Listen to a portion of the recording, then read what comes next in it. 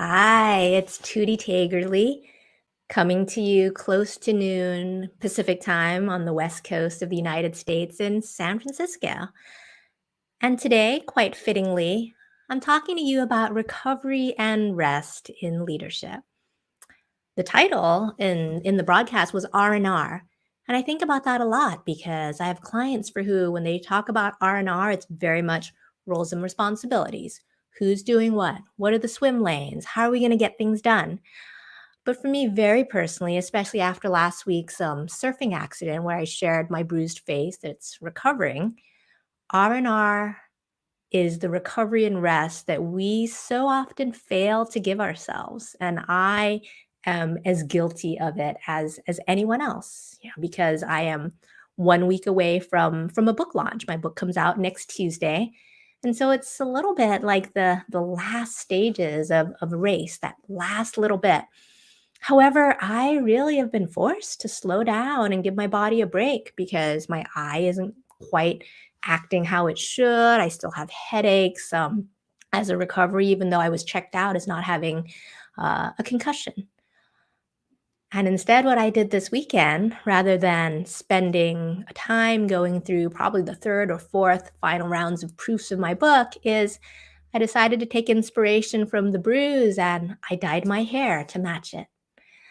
If I'm gonna have this on my face, maybe the purple and pink, which kind of is in track with my brand colors, will match the whole aura of where I am. So, in terms of recovery and rest, I wanted to talk about 3 points that I think will be really helpful in R&R for leadership. The first is really to consider the context and the season that you are in for how possible is it to do R&R. I think we've all been there. And I guess one prime example is I'm in the final, when this accident happened, I was in the final 2 weeks of my book. There was so much that I wanted to do. I had a really long to do list, whether it was make sure that I book multiple places to speak at, go on a tour of podcasts, make sure that I reach out to different bookstores and libraries. There was a lot for the promotional part of it.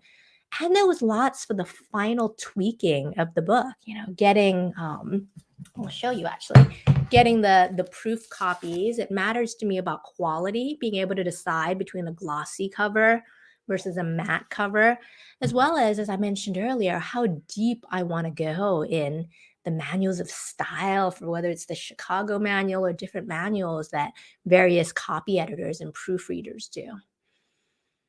And I think what's important for me and what's important for listeners is that there are contexts and seasons for R&R. One of the excuses we might make to ourselves is, oh, it's the end of that sprint period. Oh, it's just another little bit for the deadline. I just got to push myself a little bit more. And sometimes that might be true. If you have a job, if you have a big presentation, you might have to push to get that done. But something to ask is that an excuse? Is that an excuse because you're not willing to let go and realize that, hey, your health, your mental health, your physical health is more important than getting that last thing done? So when I talk about context and seasons, it's not just that one particular push you're making, that might be the context, but I wanted to elevate it and talk about seasons of the year. Because if the context never changes, if there's always yet another deadline to push for, yet another goal to push for, then the seasons aren't actually changing.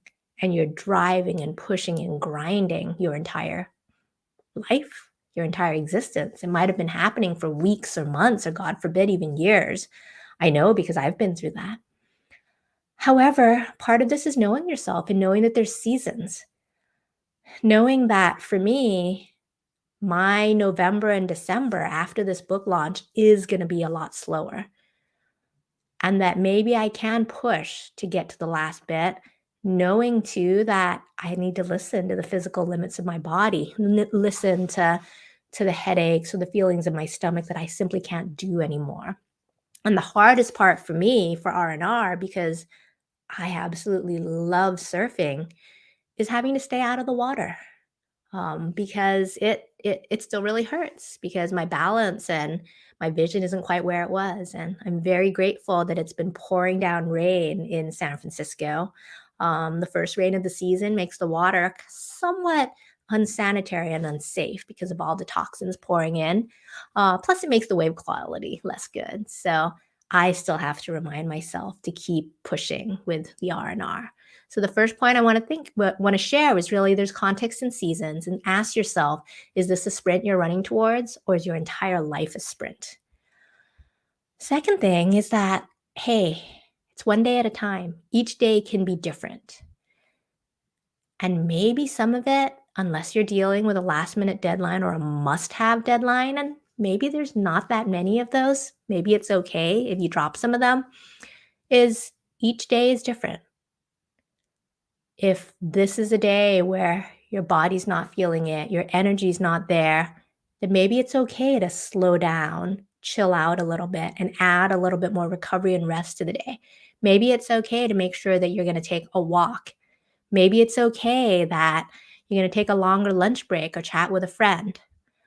And if it's the converse, as I was guilty of last night, if it's 10 o'clock at night and you look up and you realize that, holy shit, you've been working on doing this thing that needed to be fixed for the book you've been working really since 8 a.m. in the morning. It's just like, oh my gosh, what have I done with this day? It's okay. One day at a time. There's always another chance tomorrow to live with more R&R in your life. And then finally, the last point I wanted to share is this quote: slowing down is sometimes the best way to speed up. Mike Vance was a longtime creative leader at Disney, working on Disneyland, Disney World, and creating different chairman of different, I think, creative institutes. He's a pretty well-known speaker right now. And as a designer, I know this to be true. It's the R&R, the permission to give yourself rest and relaxation, the permission to slow down and be in a different way, that generates flow, creativity, sparks new ideas. And oftentimes, if we don't take that time to vary our speeds, vary our seasons, our work's going to suffer. It's going to be a grind. We're not going to be at our most creative and innovative and come up with the best conceptual ideas.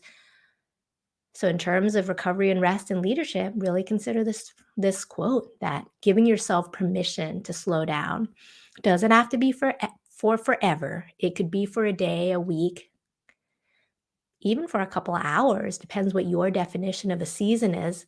Slowing down does give you extra energy, new inspiration. So slowing down is sometimes the best way to speed up. All right. That's today's brief chat on recovery and rest and leadership. Remember that there's different contexts and seasons for recovery and rest. You can take it one day at a time. And then finally, slowing down is sometimes the best way to speed up. I'll chat, or actually, I don't know if I'm going to go live next week because next Tuesday is the launch date for my book, Make Space to Lead. So I may not be going live. That is the book information.